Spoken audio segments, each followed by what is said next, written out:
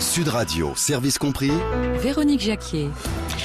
Sud Radio, service compris, son ADN, c'est vous apporter des solutions pour vous aider dans votre vie quotidienne. Alors, bon nombre d'entre vous sont concernés par le chômage de masse, bien sûr, et aussi la reconversion professionnelle, et aussi, je suis en poste, je suis pas trop mal, mais bon, j'aimerais bouger, que faire? Eh bien, pour vous tous, finalement, il y a des solutions. Il s'agit d'écouter Anna Fernandez, notre coach en recherche d'emploi, qui vous donne ses bonnes infos et ses bons conseils tous les lundis entre 13h20 et 14h. Bonjour Anna. Bonjour Véronique, bonjour à tous. Alors vous avez toujours une sacrée énergie aussi, d'où le nom de votre cabinet, Énergie Coaching, évidemment, cabinet parisien, mais vous avez aidé bon nombre d'auditeurs de services compris, en région, soit directement dans votre cabinet, soit par Skype aussi si on est en région, on le rappelle. Tout à fait. Tout est possible avec vous. Le but c'est qu'on bouge et que vous nous fassiez bouger. Alors avec ça, vous nous donnez un précieux sésame, ce sont vos infos.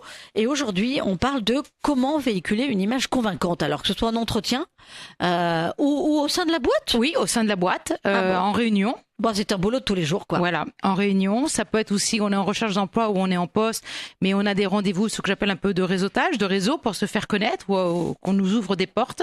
Donc, qu'est-ce qu'on fait passer comme image, en fait? Qu'est-ce qu'on souhaite faire passer? Qu'est-ce qu'on fait passer déjà peut-être naturellement? Alors, le b.a.-ba. Alors, le b.a.-ba, c'est quand on parle de l'image, les gens pourraient s'attendre à que je ne parle que d'apparence, de vêtements. Alors, ça en fait partie, mais surtout, c'est que une image convaincante, dans convaincre, il y a en fait une racine de confiance. Donc, c'est comment donner confiance aux autres. Donc, en fait, l'image convaincante, c'est de croire en soi et de savoir le démontrer. C'est là toute l'astuce. Donc, c'est en dehors de soigner son comportement, sa bonne éducation, de savoir faire passer dans son savoir-être plus que peut-être dans son savoir-faire. Je dis souvent à mes clients en entretien d'embauche, quand vous voyez l'opérationnel, il va plus s'attacher au savoir-faire, aux techniques de votre métier. Savez-vous être contrôleur de gestion? Savez-vous être vendeur? Alors qu'un DRH va plus s'attacher peut-être au savoir-être. Donc, notamment par l'apparence, parce que c'est un moment d'échange ouvert et franc, donc on peut laisser parler un peu le naturel. Et il y a des choses peut-être qui vous échappent ou qu'à l'inverse, vous maîtrisez très bien. Donc ça, c'est le premier important. Je reviens 2 minutes sur l'apparence physique, vestimentaire. Donc, faut éviter les fautes de goût. Donc, pour les femmes, ce serait plutôt ne pas jouer sur le paraître. On peut venir féminine, on peut venir en tailleur ou en pantalon, avec quelques bijoux. On peut être maquillée avec des talons hauts, il n'y a pas de souci. Et pour les hommes, de jouer plutôt sur la sobriété, la fiabilité. Peut-être que sur votre poste de travail, aussi bien quand vous êtes en poste, que vous allez passer un entretien d'évaluation de fin d'année, que quand vous êtes en recherche d'un poste, en recherche d'emploi et que vous passez un entretien d'embauche, peut-être que sur le lieu de travail effectif et réel, vous ne serez pas en costume, en chemise et en pantalon. Vous serez peut-être en bleu de travail ou dans une tenue plus décontractée. En revanche, ce que je préconise, c'est que lors d'un entretien d'évaluation, parce qu'on est en poste, en entretien d'embauche, parce qu'on cherche un travail, c'est de venir de façon très traditionnelle. Oui. Donc la chemise, blanche ou bleue, ça m'est égal, la cravate et un costume. Pas venir en jean. Surtout pas négliger, surtout pas donner le sentiment qu'on puisse être négligé. Voilà, même si on sait consciemment que plus tard, en poste, on sera peut-être en blouse blanche, parce qu'on est infirmier, ou en tenue bleue d'ouvrier. Mais c'est donner cette apparence, parce que ce qui est important, c'est que sachez que quand vous rencontrez quelqu'un, c'est 50% de l'apparence que vous allez voir avant. 30% de l'expression, l'intonation, la voix, comment il est. La voix, très important quand même. La voix aussi, très importante, le côté dynamique, d'être sûr, des verbes actifs, d'action. Et en fait, on ne va ne retenir que 20% du message. Donc 50% l'apparence, 30% la voix, l'intonation, ce qu'on appelle nous l'expression, et 20% du message. Il faut savoir que nous sommes d'abord vus, ensuite entendus et après compris. D'accord, mais ça résume donc ça, c'est tout, un point très, très important. Donc, les gestes vont avec la parole. Quelqu'un qui parle avec les mains, c'est plutôt positif. C'est sûr qu'on va pas fermer les bras de façon croisée. On va dire, voilà, il est dans une fermeture. On n'est pas obligé de faire de la surenchaîne à l'italienne, mais enfin, c'est jamais bien vu. Enfin... Non plus. Mais il faut rester naturel. Genre, si vous parlez un peu avec les mains, utilisez vos mains, ne les cachez surtout pas. Ça, c'est important. On n'a souvent pas la chance d'avoir une deuxième chance de donner une bonne impression. Donc, vous savez que vous parlez avec les mains, avec le sourire, avec les yeux, par les couleurs que vous portez. Donc c'est clair que des couleurs plutôt ternes, alors qu'on n'est peut-être pas en plein hiver, même en hiver on pourrait porter des couleurs gaies, ça porte aussi un message. Son moral, ça porte son moral. Donc mon objectif de ce petit point aujourd'hui, c'est de dire, c'est que comme vous êtes, c'est votre morale que vous montrez.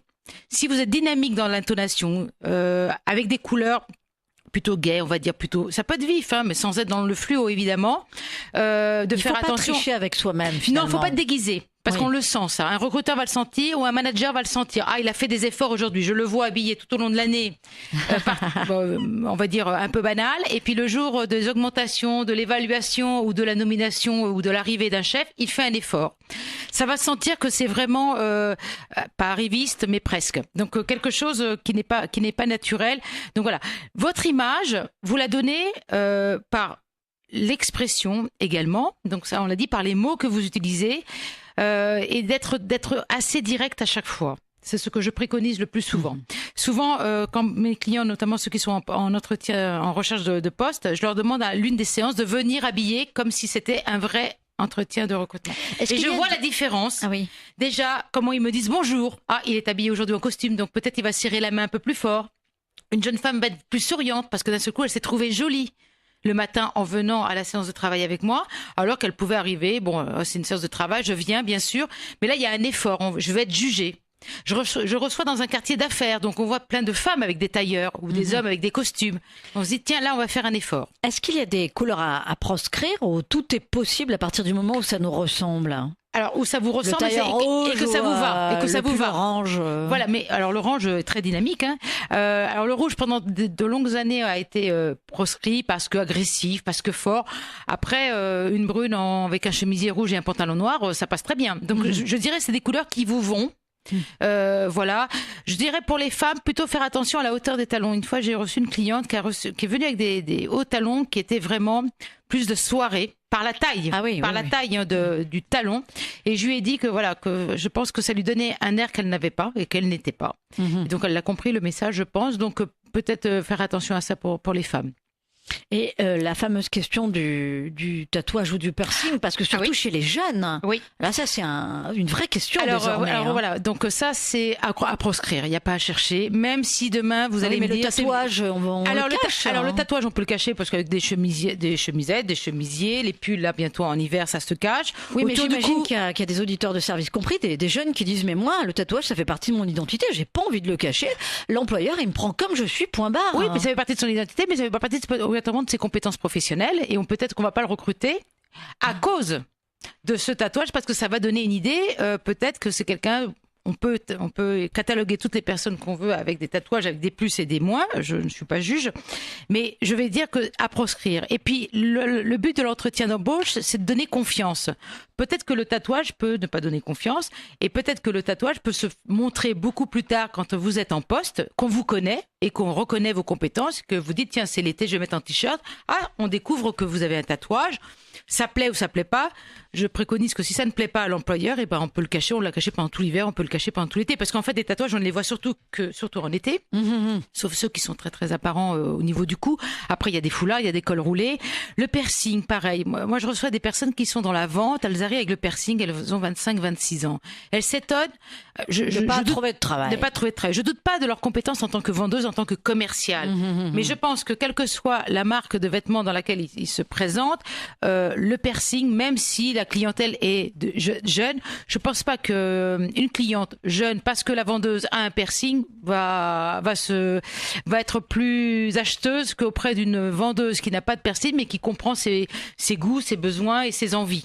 Donc le piercing, voilà, aujourd'hui c'est pas encore totalement démocratisé, et je pense que pour voir beaucoup de gens se le retirer quelques années plus tard, après c'est un choix, mais seulement sur le monde du professionnel ce n'est pas utile. Vous écoutez Anna Fernandez, coach en recherche d'emploi de Énergie Coaching, le 0826 300 301. C'est tout de suite le numéro qu'il faut faire pour lui poser des questions sur ce thème de comment être convaincant, comment véhiculer une image convaincante, que ce soit en entretien, que ce soit dans la présentation, dans notre présentation sur les réseaux sociaux, que ce soit en réunion avec son patron. Vous sentez que ça bloque, eh bien vous n'hésitez pas. Cette émission est faite pour vous. Donc pour être avec nous, le 0826 300 300, ou j'insiste parce qu'on a de plus en plus de questions via Facebook, notre page Facebook Sud Radio, service compris. Alors, le coaching en recherche d'emploi, on véhicule une image aussi positive. Anna, puisqu'on accueille quelqu'un qui a été coaché par vous, c'est Christian. Bonjour Christian. Bonjour Anna. Bonjour. Bonjour, vous avez 45 ans, vous êtes responsable informatique, vous avez trouvé un job à la suite du coaching assuré par Énergie Coaching, c'était il y a un peu plus d'un an. Et du coup, vous avez même refait appel au service d'Anna Fernandez pour changer de poste, c'est ça? Absolument, absolument. Alors, vous étiez dans quelle dynamique d'esprit? Parce que vous vous êtes dit, tiens, ça a marché pour que je retombe sur mes pattes il y a un an. Et là, vous êtes en poste et vous dites, ça suffit pas. Donc, hop, je me remets le pied à l'étrier pour changer. Finalement, c'est ce qu'il y a de bien avec Christian, et c'est aussi le message qu'on veut faire passer à travers cette émission, Anna, c'est que on est moteur dans son rapport. On est acteur plutôt que moteur. On est acteur dans son rapport au travail. On ne subit plus, ou tout au moins de moins en moins, parce qu'il y a de plus en plus de gens quand même qui se retrouvent sur le carreau, donc qui se disent, on m'a eu une fois, on m'aura pas deux fois. On apprend à savoir ce que l'on veut. Et donc, on apprend à être coaché et à être guidé pour rebondir. C'est ça, finalement, Christian? Oui, absolument, absolument, absolument. Et j'ai en effet découvert cela parce qu'il y a un an, donc j'étais coaché par Anna. Donc, ça faisait plus de 20 ans que j'étais en poste. J'étais loin du marché du travail. Donc, c'est vrai que cette expérience a été très bien. Et donc, suite à ça, on réalise en effet que voilà, à un moment donné, quand on ne se plaît pas dans son emploi, qu'on peut à un moment donné, voilà, changer. Donc c'est un peu ma démarche aujourd'hui. Donc voilà, donc aujourd'hui dans le poste où je suis, je ne m'épanouis pas. Donc voilà, j'ai pas manqué d'avoir eu recours à Anna pour être coaché et pour trouver une autre opportunité. Quel message vous feriez passer aux auditeurs de Sud Radio là, par rapport à votre expérience du coaching et par rapport à l'exigence que vous avez maintenant de rebondir d'un emploi à l'autre? Moi, je dirais qu'aujourd'hui, si une personne a envie de trouver une opportunité de se sentir bien au sein d'un emploi, d'avoir des envies, et surtout d'aller de l'avant parce que juste en ayant, moi avec la méthode, je me suis senti très confiant. Et aujourd'hui, le travail pour moi doit être un plaisir et surtout de ne pas hésiter à en changer si on se sent pas bien. Et l'important, c'est pour moi, c'est de s'épanouir. Anna Fernandez, voilà, oui, c'est ça. Ce que dit Christian est important. En fait, de ne pas se sentir coincé. C'est-à-dire qu'il peinait à trouver, il a trouvé. Bon, il a développé des compétences, un réseau également. Il se dit au bout d'un an, un peu plus d'un an, je suis pas bien en fait pour différentes raisons. Et si j'osais de nouveau, et il voit que de façon de repostuler alors qu'il est en poste, sans se mettre en péril, il a eu des opportunités, il a passé des process de recrutement assez longs en plus.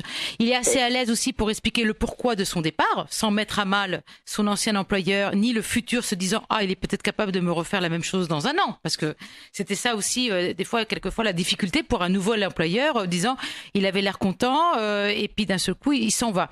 Donc là, il a fait très attention au choix. Je pense que le nouvel employeur également, le process a été assez long pour dire voilà, là on va répondre aux critères et il apporte les compétences. Donc du coup, il a gagné aussi confiance en lui, Christian, se dire j'ai osé et ça a payé. Absolument. Christian, oui. Ouais. Est-ce que Anna nous donne ses astuces pour travailler une image convaincante. Est-ce que vous avez beaucoup appris de ce côté-là? Oui, énormément. Et moi, je suis quelqu'un de très travailleur, donc j'ai appliqué sa méthode assez rapidement. Et comme rappelé Anna, je suis devenu beaucoup plus confiant avec cette méthode parce qu'il n'y avait pas photo. Au début, j'avais postulé à une trentaine d'opportunités, j'avais eu aucune réponse. Et puis là, j'avais postulé de façon ciblée. Et là, j'avais eu 5 opportunités, 2 promesses d'embauche. Et je me disais que c'était un peu de chance. Et puis finalement, là, je souhaitais changer d'opportunité. Et là, c'est pareil, on est venu quasiment me chercher. Donc, j'ai passé au moins 5 entretiens différents. J'étais en phase finale. Et voilà. Donc, et retenu, tout à fait. Là, le travail qu'on a fait avec Christian... Voilà, et là, le travail qu'on a fait avec Christian, c'est également sur ses expressions, par exemple, lui, dans l'image. Ah oui. Il avait quelques petites expressions répétitives et qui se rendaient pas compte qu'en fait, ça pouvait alourdir, ça le fait sourire, que ça pouvait alourdir son discours et perdre en fluidité. Voilà, alors qu'il a le sourire, qu'il a l'apparence très très bien, mais on avait travaillé un peu sur l'expression et du coup ça lui a fait gagner également des degrés de confiance et de l'image qu'il pouvait donner. Merci Christian pour votre Christian. témoignage. Allez, vous faites comme Christian, le 0826 300 300. Anna Fernandez, on va le voir, hein, j'en suis sûre, à travers le coaching que vous allez offrir à nos auditeurs, là jusqu'à 13h55. Finalement, travailler une image convaincante. Le problème, vous l'avez dit, vous avez donné toutes vos astuces sur l'apparence, etc. Mais ça passe quand même par la tête, c'est-à-dire avoir confiance en soi. Oui, alors voilà, la confiance en soi, elle commence dès qu'on se lève le matin. Typiquement aux personnes qui sont demandeurs d'emploi, je leur demande comment se passe leur lever. Alors il y a ceux qui vont traîner en pyjama tout en travaillant et en répondant à des offres, et puis il y a ceux pour lesquels que je préconise comme comportement, bien sûr à part se faire sa toilette, mais de s'habiller alors pas comme pour une tenue pour aller au bureau, mais de s'habiller bien, pas avec des vêtements étriqués, troués ou usés ou quoi que ce soit. On est combatif, quoi. On est combatif, et puis quand on s'aime, on fait attention à soi, et ça se voit en entretien, en poste. Voilà, donc quelqu'un qui s'aime fait attention à soi, donc fait attention à son apparence. Pour les femmes, on le sait presque toutes, voilà, se laver les cheveux régulièrement, Sophie Loren le disait souvent, il suffit d'avoir les cheveux, d'être très bien coiffés et on les classe. Donc ça commence par là. Et pour les hommes, c'est pareil, c'est d'être une image de propreté et de prendre soin de soi. La manicure, les cheveux, voilà, la peau. Tout ça va véhiculer, va vous aider à faire monter la confiance et votre estime de vous-même. C'est le non-verbal. Voilà.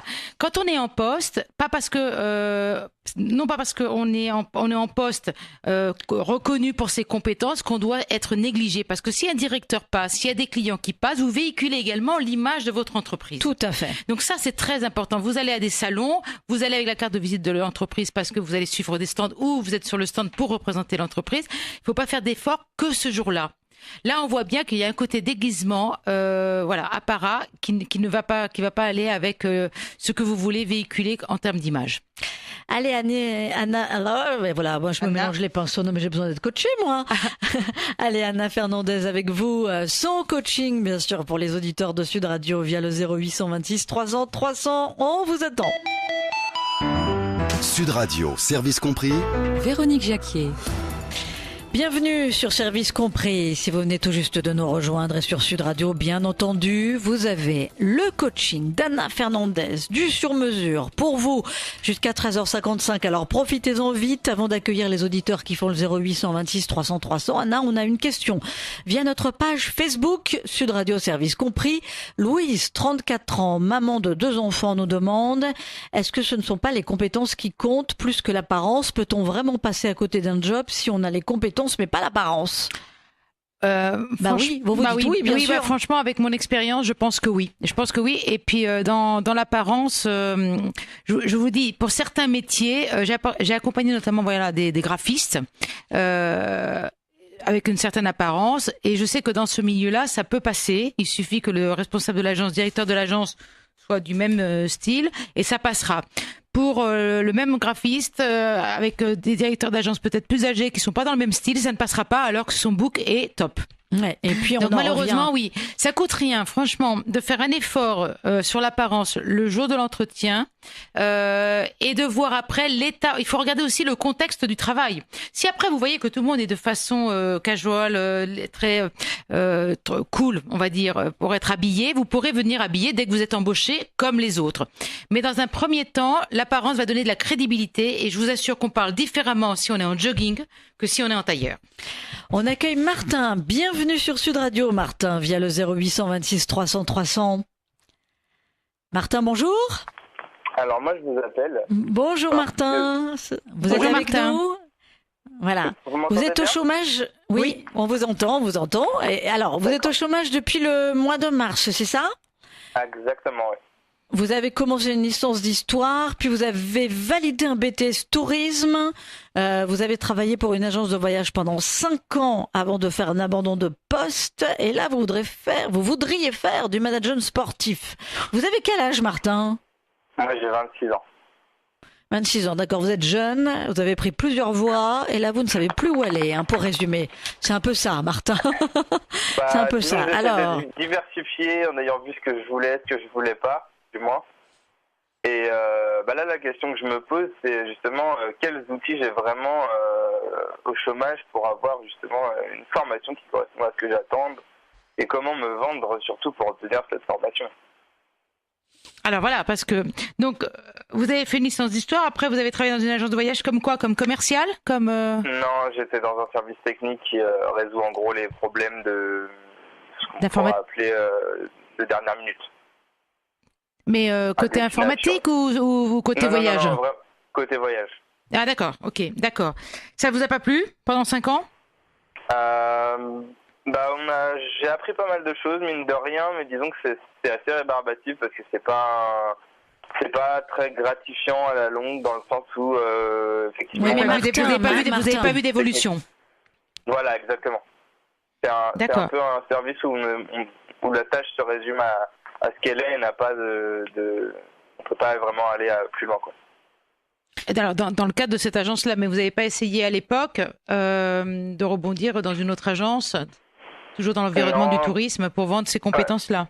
Pas directement, parce que de toute façon, je me voyais pas repartir dans le tourisme. En fait. Mais pourquoi vous voulez... Ah bah d'accord, mais après un BTS tourisme, c'est un peu dommage ça, Martin. Pourquoi vous voulez aller vers le management sportif? Parce que qu'est-ce que vous appelez management sportif? C'est coach sportif, c'est quoi? Parce que directement avant de faire mon BTS tourisme, en fait, j'avais déjà travaillé dans la restauration rapide et j'avais un petit peu gravi des échelons sans passer ce qu'on appelle le TBM1 et TBM2 qui correspond à des grades de management. Et on m'avait laissé gérer les équipes et là j'avais pris un plaisir fou justement à travailler là-dedans parce que on aborde différentes capacités de réaction. Donc ça c'était avant le BTS. Gérer des tâches, gérer des flux, gérer des stocks. Et donc j'avais pris le parti de miser sur mes capacités propres, donc la culture générale, l'histoire, la géographie. Oui, Martin, on l'a compris, mais ça c'était avant le BTS. Ouais.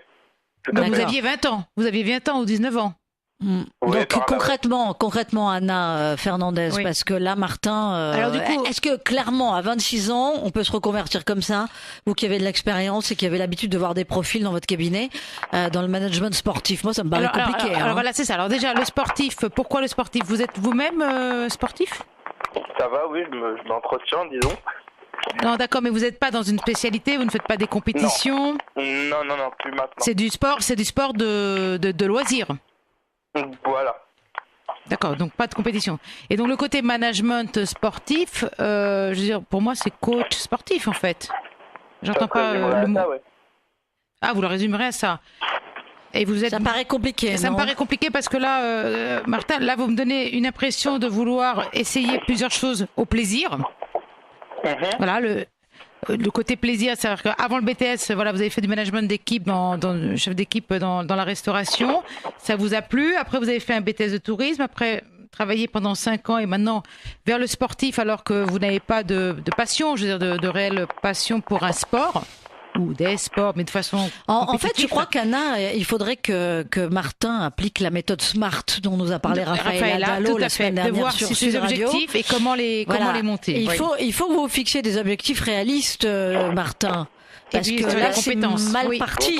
Oui, parce que là, vous essayez de réfléchir par rapport à votre plaisir et non pas autrement à des compétences transposables, Martin. Voilà. Allez Martin, vous réfléchissez à tout ça, réalisme et pragmatisme. On vous souhaite une belle journée à l'écoute de Sud Radio et on accueille Paul. Bonjour Paul. Bonjour. Bonjour Paul. Vous êtes avocat, c'est ça? Et vous vous êtes fait licencier d'un cabinet? Exactement. Alors j'étais avocat, je travaillais dans une boîte, dans un cabinet depuis quelques années, 4 ans. Et je m'étais beaucoup investi, c'était mon premier Mon Un premier poste, en fait, en tant qu'avocat pénaliste dans un cabinet. Et il se trouve qu'il y a 2 mois, j'ai été licencié de ce cabinet-là. Mais et pourquoi La raison depuis, je cherche activement du travail. La raison évoquée par Oui, quelle raison? Ben, c'était un motif personnel plutôt. J'étais pas d'accord avec mon boss. D'accord, mais sur des dossiers ou en général ou sur un dossier en particulier où ça va lui clash? Non, c'était vraiment Un état d'esprit en général. Le courant n'est plus passé entre nous et du coup j'ai subi pendant un certain temps ce désaccord jusqu'au licenciement. D'accord. Et pendant que vous subissiez, vous aviez un peu regardé déjà le marché du travail et candidaté en parallèle? Non. Je m'étais coupé de cette démarche-là. J'étais vraiment dans une bulle en fait. Oui, d'accord. Donc là, ça fait 2-3 mois que vous cherchez, vous ne trouvez pas? Oui, en fait, je sais pas. Ça fait très longtemps que je cherche pas de travail. Voilà, c'est ça. J'ai perdu beaucoup confiance en moi, énormément confiance en moi suite à mon licenciement. Oui, d'autant plus que ce sera pas facile à expliquer. Je vous appelle un petit peu pour me donner des conseils, pour savoir me vendre auprès des Alors c'est ça. recruteurs. Voilà, votre difficulté, Martin, ça va être Paul, pardon. Votre difficulté, Paul, ça va être d'expliquer le départ, parce que ça pourrait faire peur, voilà, de nouveau à un nouvel employeur, que si vous n'êtes pas d'accord, ils doivent se séparer de vous ou que vous partiriez. Voilà, donc ça, ce serait la difficulté. Après, comme vous n'avez pas eu à chercher, puisque je suppose qu'en sortant de la fac à l'époque, voilà, vous avez tout de suite été embauché, c'est de vous remettre à jour des techniques du CV qu'on fait, du mail de motivation, comment on utilise les réseaux sociaux. Normalement, quand je vois passer pas mal d'offres de juristes et d'avocats, à mon avis, vous devriez avoir. Vous devriez avoir des opportunités si vous aviez les bons outils. Donc, et après, Anna, on peut peut-être rappeler à Paul qu'il y a aussi le réseau, c'est-à-dire ses amis avocats qui peuvent lui dire où il y a de la place et où postuler. Alors, le réseau, aussi. Oui, mais pour ça, il faut qu'il reprenne confiance, qu'il ait un discours bien cohérent, bien clair, sinon il va pas donner confiance même à ses copains de promo ou de connaissances. Donc ça, c'est le point important, c'est de retravailler son discours et avec le bon outil du CV. Voilà. Et puis peut-être que Paul peut aller, parce que là, Paul, vous avez eu l'essentiel du coaching d'Anna sur cette question de la confiance en soi, non, Anna? Oui, tout à fait sur ce point important, oui. Est-ce que Paul peut aller à la 14e édition du plus grand rendez-vous national du recrutement qui se tient les 6 et 7 octobre, place de la Concorde à Paris? Voilà. Alors, je préconise à tout le monde, pas que à Paul, mais à tout le monde, avant de se déplacer à ce salon, déjà sur Internet, il y a déjà toutes les enseignes qui sont là et toutes les offres de postes. Voilà. Donc, si vous devez aller à ce grand salon Place de la Concorde qui draine beaucoup de monde, faut le reconnaître, regardez déjà s'il y a des offres qui vous intéressent sur des enseignes et des cabinets qui vous intéressent avant de vous déplacer. Mais peut-être qu'il peut trouver également des postes d'avocat. Après, il faut qu'il voit s'il veut être toujours avocat en cabinet, profession libérale ou en entreprise. Ça à reparler. Voilà. Paul va cogiter sur tous les bons conseils prodigués par Anna Fernandez. Anna, 10 000 offres d'emploi, donc à pourvoir à Paris les 6 et 7 octobre, place de la Concorde, la Concorde, Énergie Coaching y sera bien entendu. Bien sûr. On se retrouve lundi prochain avec Raphaël Adalo qui nous dira « Osez ».